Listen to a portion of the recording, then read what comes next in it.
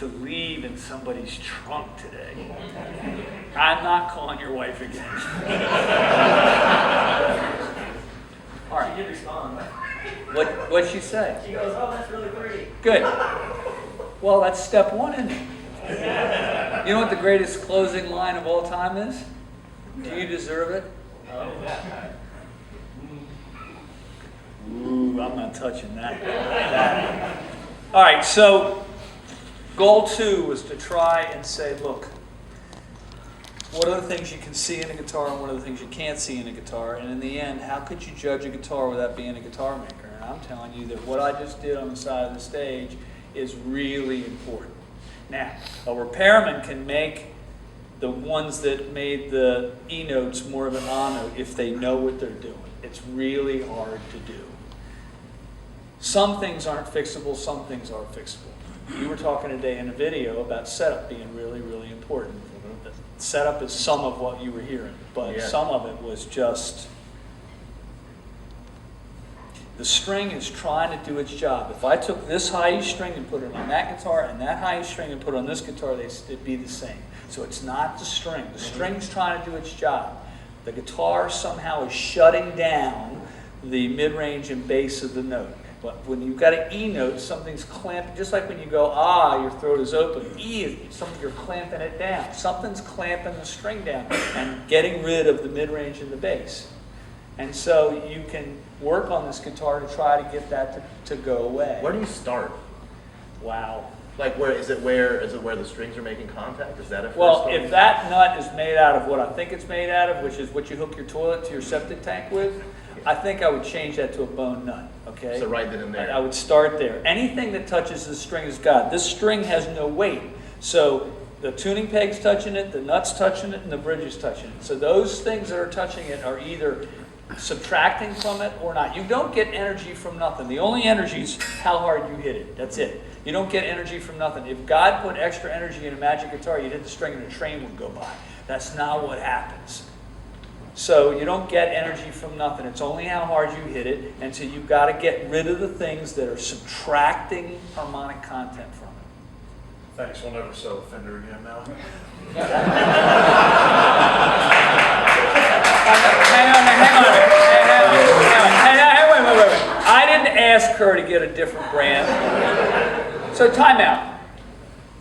There's a huge range here. Why don't you go grab another one of the same brand that doesn't do that, and so they can hear the difference. There's how many Strats are Doesn't here? do what? How many Stratocasters are in this building? Just for a second. 30. Okay, I'm telling you, all 30 of them sound different, and all 30 of them you should sit down and try. And just because that one's doing that doesn't mean the other ones are doing that. Just because, pretty much if you drive 30 Priuses, they're going to drive pretty much the same. But with guitars, it's not that way. It's just not that way. And you're buying a device that's trying to help you be a transfer object for playing music. You know, I was stunned when my wife bought a Prius. I got in the car and I went, this is a really, really well-made device. And I used to buy Chevys and it just made them bad. And now I got a Highlander and I'm sorry, it's a really good device. Some of those guitars in that room over there are wonderful devices. The Music Man was very musical when I was stretching those strings.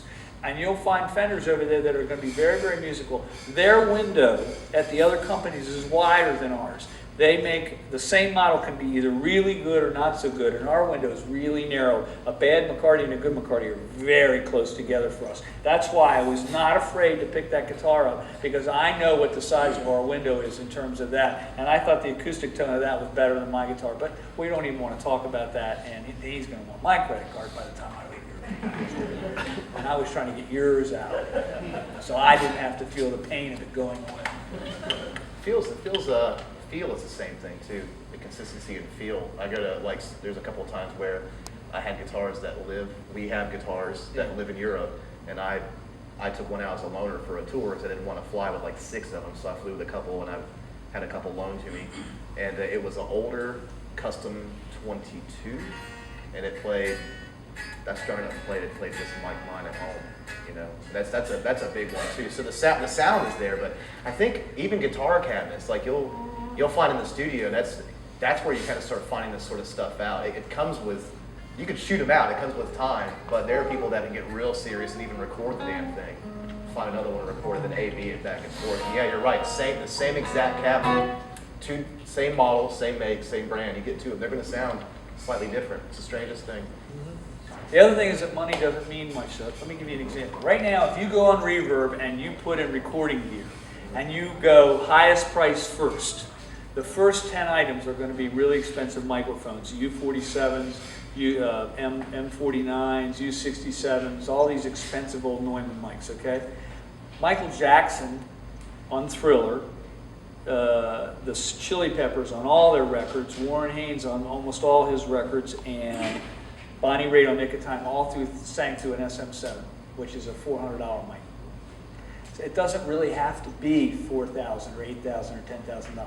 What it's got to be is it's got to sound good. Yeah.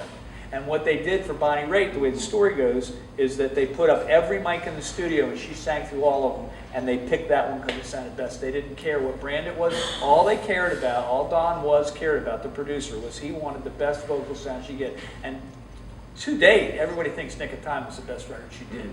And Michael Jackson, they still consider Thriller probably the best record he did. Yeah. Although Bad was pretty good. That was a sleeper, but Thriller's Thriller's really good. And that was all done with a microphone you can buy here at the store right now.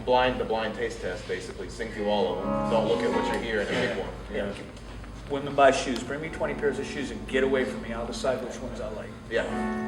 Now, the definition of an expert is somebody in a complicated area that solves complicated problems over and over again. This store is full of experts. And if you don't know, ask the people in the store.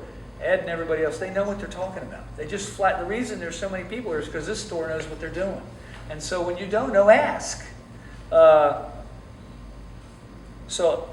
I'm going to ask you a question and then I'm going to answer it myself. I know that sounds kind of weird, but I'm going to do it. Okay. Why are these people here? And my opinion to that is because there used to be 12 guitar brands and 12 factories when I was a kid. Now there are 23 factories and 350 guitar brands. You don't even have any. How are they supposed to sift through what's going on? It's almost impossible.